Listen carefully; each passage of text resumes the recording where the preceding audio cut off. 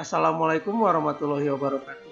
Pada kesempatan kali ini, saya ingin menjelaskan bagaimana cara menggunakan fitur dokter umum di aplikasi CMS. Di aplikasi CMS, dokter memiliki 4 peranan. Yang pertama adalah melakukan pemanggilan, yang kedua melakukan pemeriksaan dan tindakan, yang ketiga membuat resep, yang keempat menentukan biaya. Biaya sendiri di sini sudah tercakup jasa konsultasi dokter dan juga tindakan medis. Oke, langsung saja. Pada menu utama aplikasi CMS, pada panel sebelah kiri, cari poli umum, lalu klik, maka aplikasi akan otomatis menampilkan halaman pertama yaitu permintaan poli umum. Lalu, kita pilih nomor poli, tentukan jadwal, maka pada bagian bawah akan terdapat tabel yang berisikan nama-nama pasien yang sedang menunggu pemanggilan untuk diberikan tindakan dan pemeriksaan.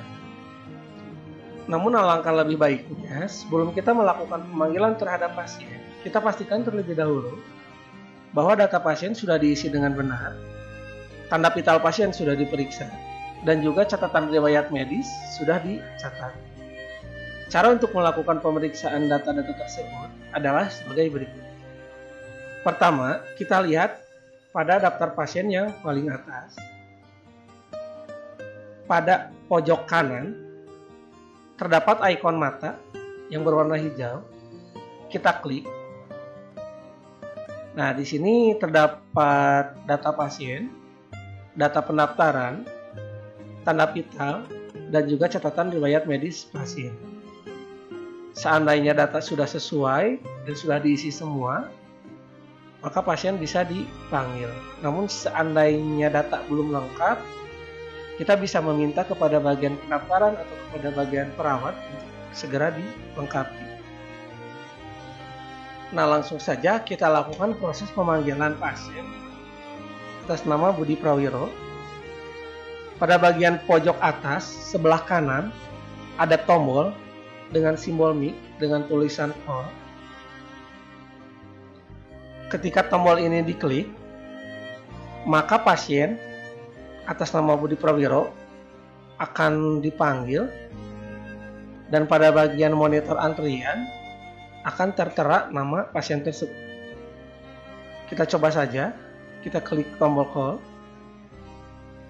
Selain yang tadi saya jelaskan, area kerja sekarang sudah berpindah ke subpanel pemeriksaan poli umum.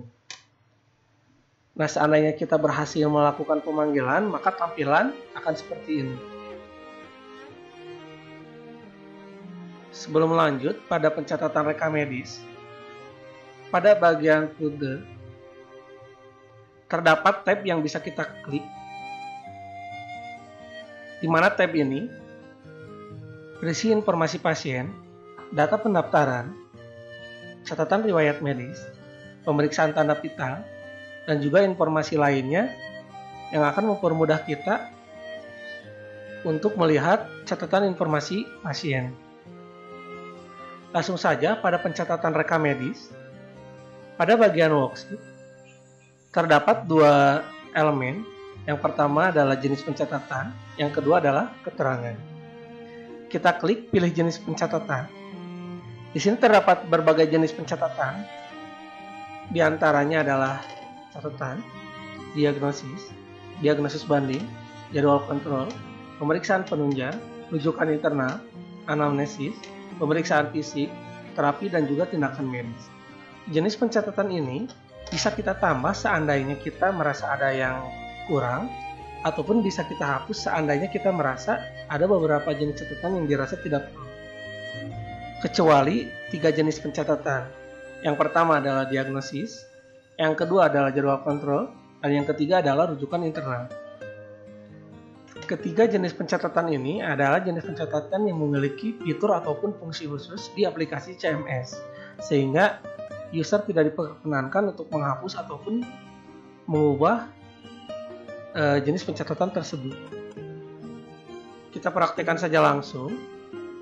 Yang pertama, kita akan coba membuat catatan rekam medis diagnosis. Kita klik diagnosis. maka tampilan akan berubah menjadi seperti ini. Nah, catatan diagnosis sendiri ini berdasarkan data dari ICD-10. Jadi kita bisa melakukan pencarian berdasarkan kode ICD-10, diagnosis berdasarkan bahasa Inggris ataupun bahasa Indonesia. Contohnya kita coba masukkan kode A042. Nah, di sini terdapat kode diagnosis dalam bahasa Inggris dan juga diagnosis dalam bahasa Indonesia. Kita klik saja jika sudah sesuai dengan yang kita inginkan, lalu tekan tombol save.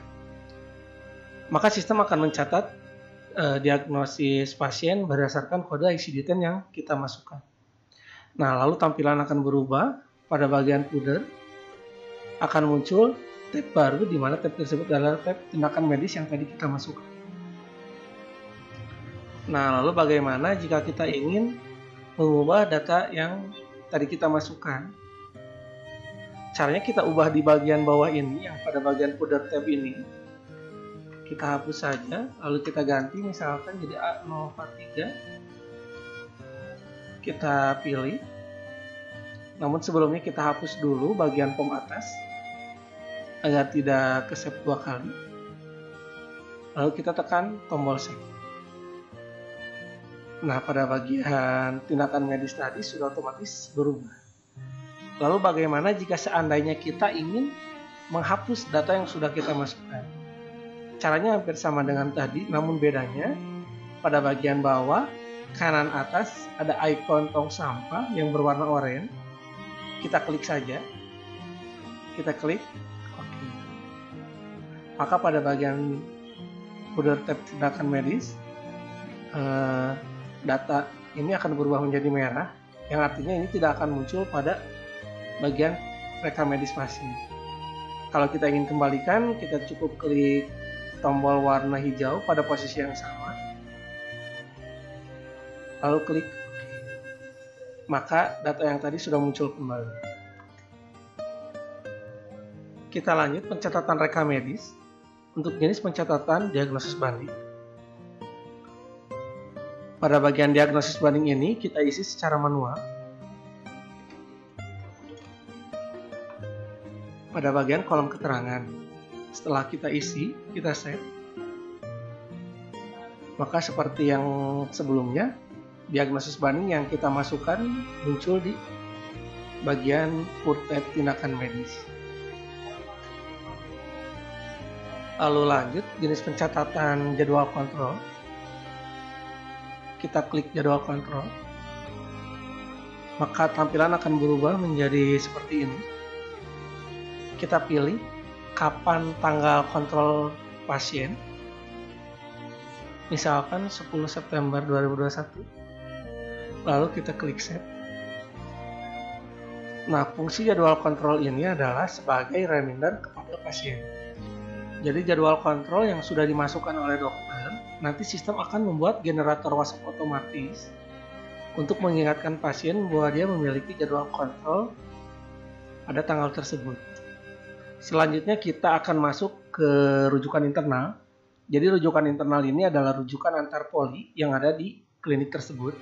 Misalkan kita akan melakukan rujukan pasien ke poli gigi. Caranya bagaimana? Masih di halaman yang sama, di kolom jenis pencatatan, kita klik. Kita pilih rujukan internal, lalu tampilan akan berubah menjadi seperti ini. Namun rujukan internal ini sifatnya hanya merujuk pada hari yang sama. Sedangkan jika seandainya poli yang kita rujuk itu tidak ada jadwal pada hari itu, maka pasien diharuskan melakukan reservasi pada jadwal poli tersebut. Nah, seandainya jadwalnya ada, kita bisa klik rujukan internal. Kita bisa lakukan pencarian berdasarkan nama poli ataupun nama dokter. Misalkan pasien kita rujuk ke poli gigi, kita cukup klik di rujukan internal lalu tulis poli gigi.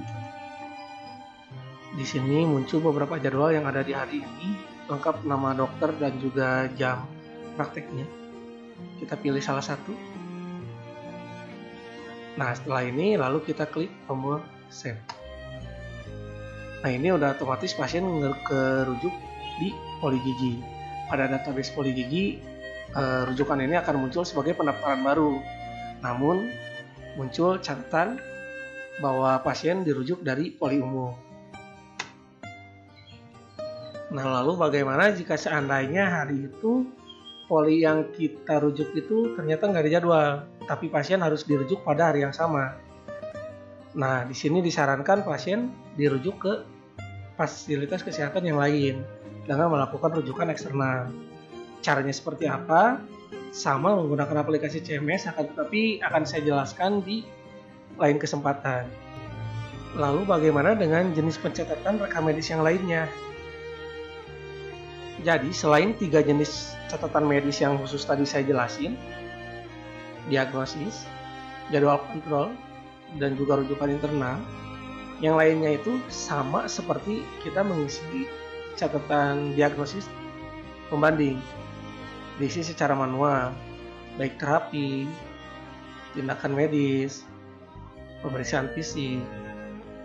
Aplikasi CMS ini adalah aplikasi yang menitik beratkan pada rekam medis, walaupun di dalamnya terdapat fitur transaksi, farmasi, dan lain sebagainya. Jadi pada intinya, apa yang kita lakukan selama tindakan dan pemeriksaan itu wajib kita catat sedetail-detailnya, karena nanti apa yang kita tulis di aplikasi CMS ini akan muncul sebagai pemeriksaan medis seperti ini. Mulai dari catatan riwayat medis, pemeriksaan tanda vital, pemberian tindakan, pemeriksaan, semua yang kita catat akan muncul di form ini, termasuk juga resep, dan juga seandainya diperlukan pemeriksaan laboratorium, maka hasilnya pun akan muncul di sini. Nah, tutorial kali ini cukup sampai di sini. Lain kali akan saya jelaskan langkah selanjutnya, yaitu bagaimana membuat resep di aplikasi CMS.